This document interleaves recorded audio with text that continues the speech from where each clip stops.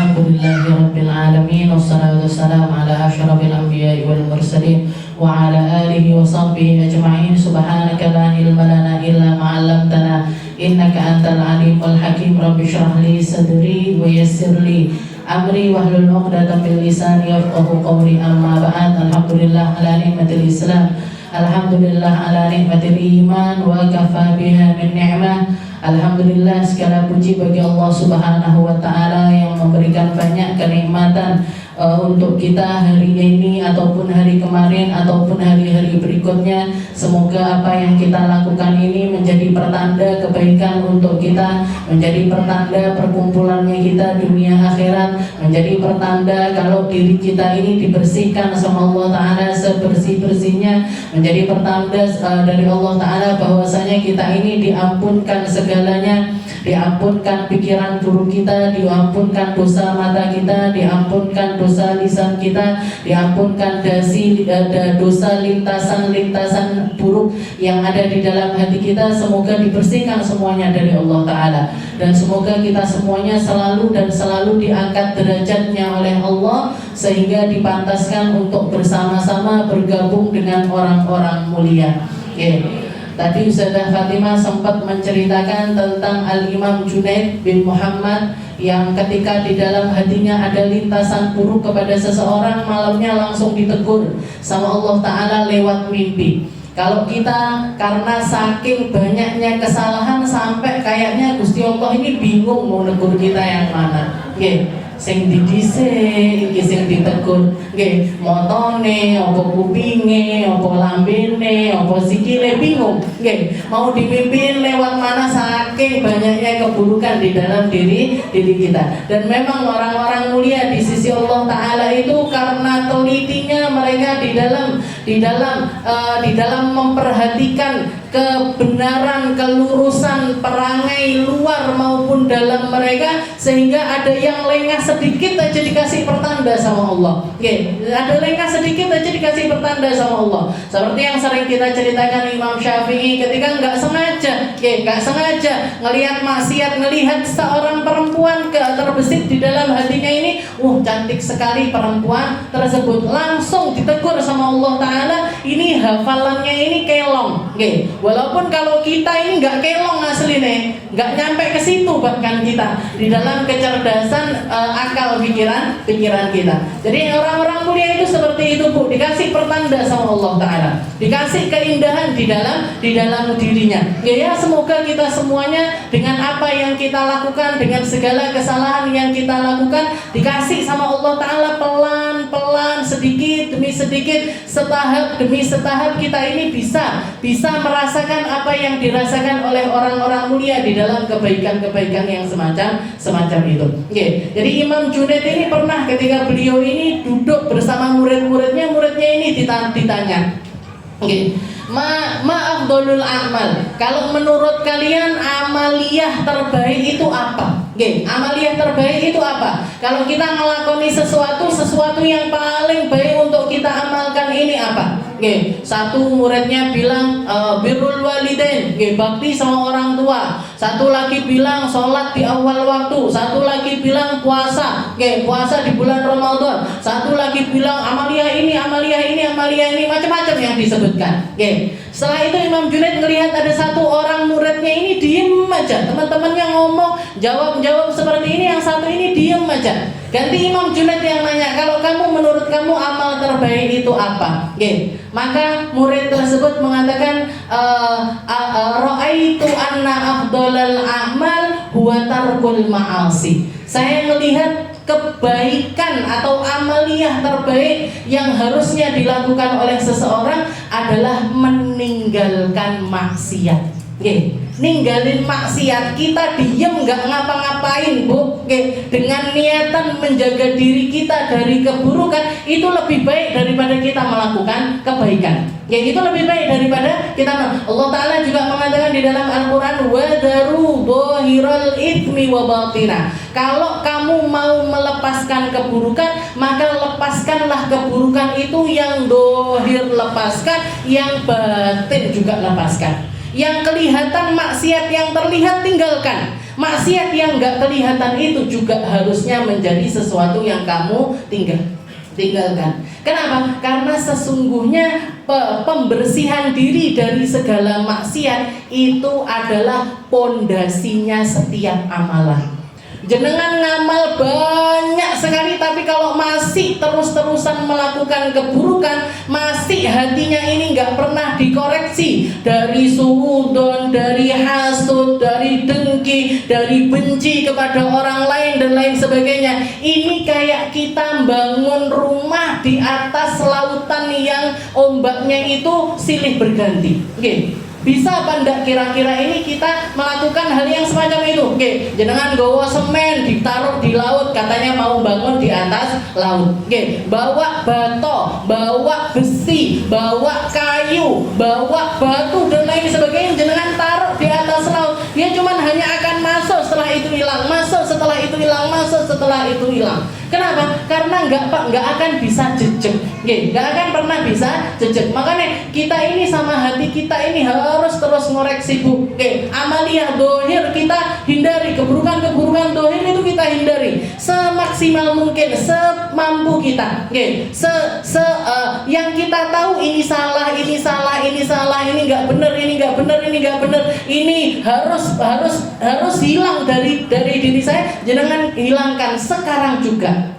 Setelah itu ditambahi dengan koreksi diri. Ditambahi dengan koreksi diri. Ya Allah, hati saya ini gimana? Ya Allah, keadaan hati saya ini gimana? Ya Allah, kebencian ini harus keluar ini ya Allah. Ya Allah, keburukan ini harus keluar dari dalam diri saya. Karena kalau saya nggak melakukan hal yang semacam itu, nggak detek-detek, Bu. Sholatnya kita nggak jejek-jejek, puasanya kita nggak jejek-jejek, sedekahnya kita nggak jejek-jejek.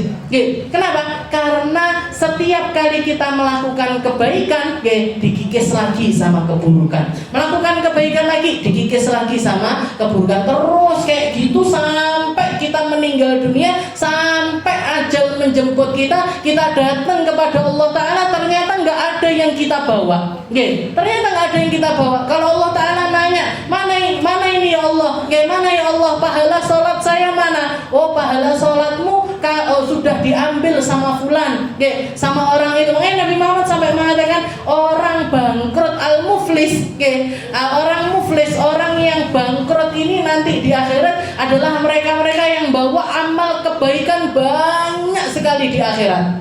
Bawa amalan sak gunung, Bu. Bawa kebaikan segunung, Bu. Tapi begitu dia ada di saat tersebut harus mempertanggungjawabkan amaliannya, datang satu orang itu pernah ngomongin saya. Orang itu pernah ngomongin saya. Yauma la yanfa'u malun wala banun. Itu hari di mana harta kita nggak ada nilainya. Istilahnya saldo rekening kita ini nggak ngaruh sama sekali. Kita mau ngasih dia uang sudah nggak berlaku lagi uang. Kita mau ngasih dia emas sudah nggak berlaku lagi. Akhirnya gimana ini? Buat nebus apa yang pernah kita lakukan kepada dia, pahala sholat kita dikasihkan.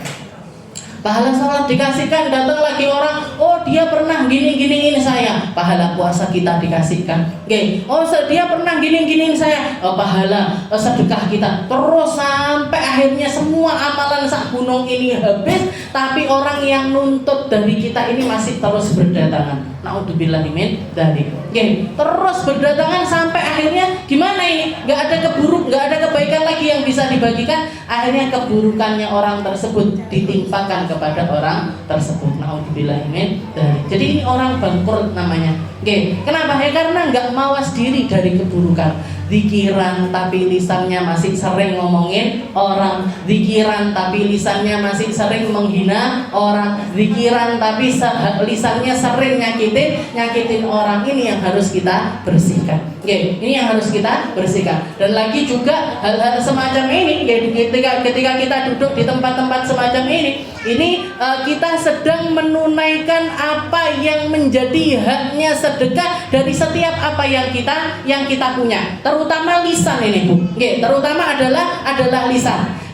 Ketika para sahabat nanya protes sama Nabi Muhammad SAW, ya Rasul, dhahaba ahlud duthuri bil ujur. Nggih, dhahaba ahlud duthur bil ujur. Yusallun kama nusalli. Ya Rasul, orang-orang yang enak jadi orang-orang kaya itu ya Rasul, yang dapat pahala gede-gede orang-orang kaya tok ya Rasul.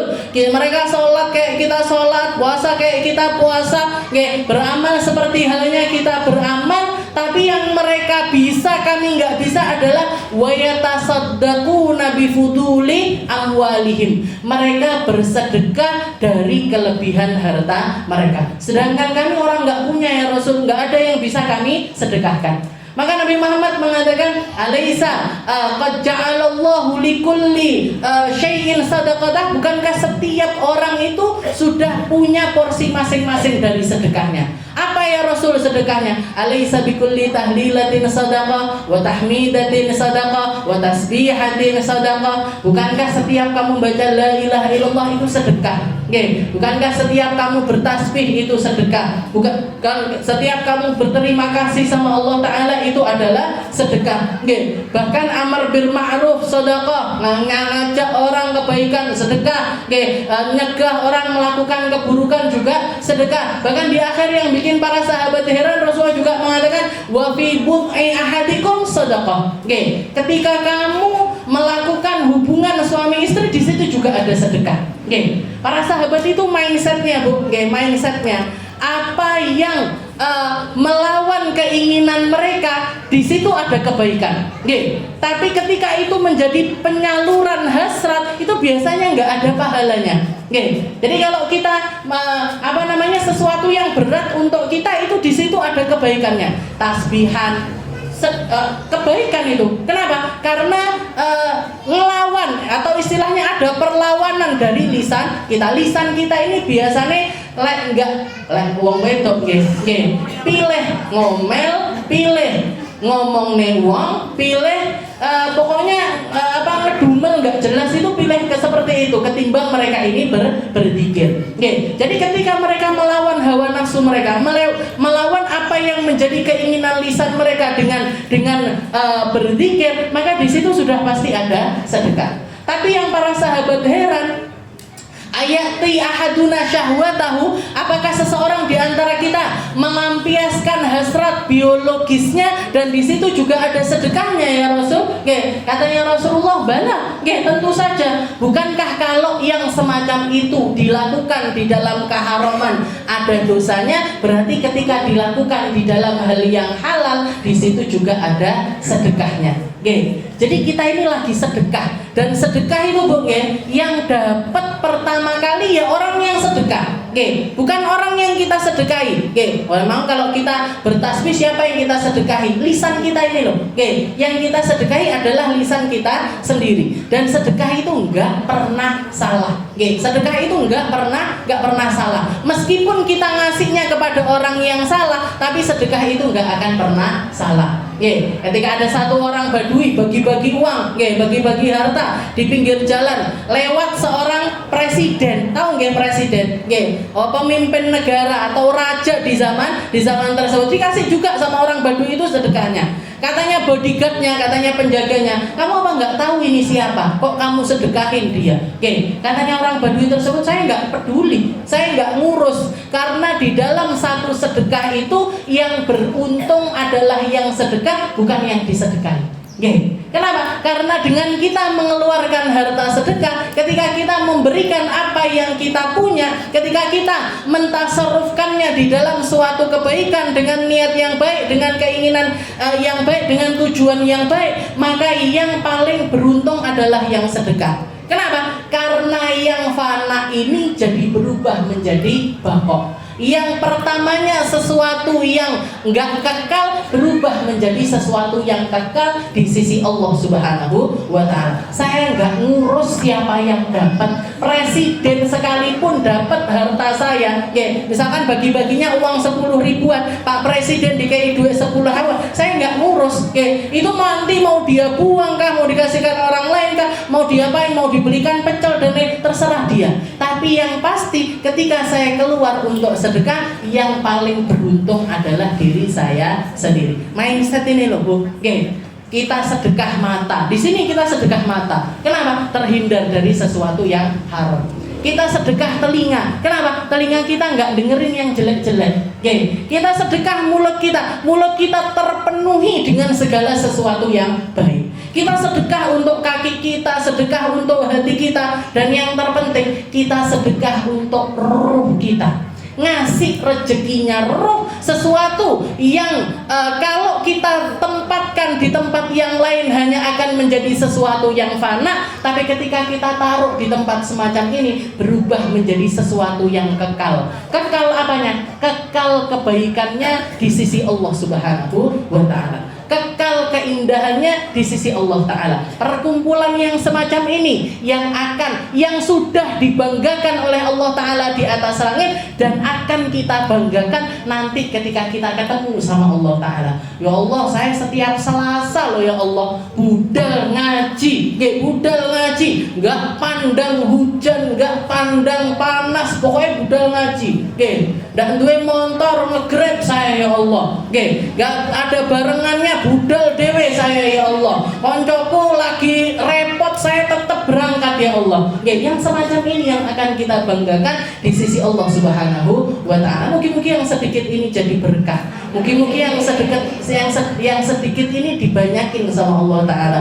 Yang semoga yang sedikit ini memantaskan kita untuk menjadi hamba-hamba yang baik dan semakin baik di sisi Allah Subhanahu wa Ta'ala. Ala hadhihi wa ala kulli niyatin salihah wa ila hadratin Nabi Muhammad sallallahu alaihi wasallam bisirril Fatiha.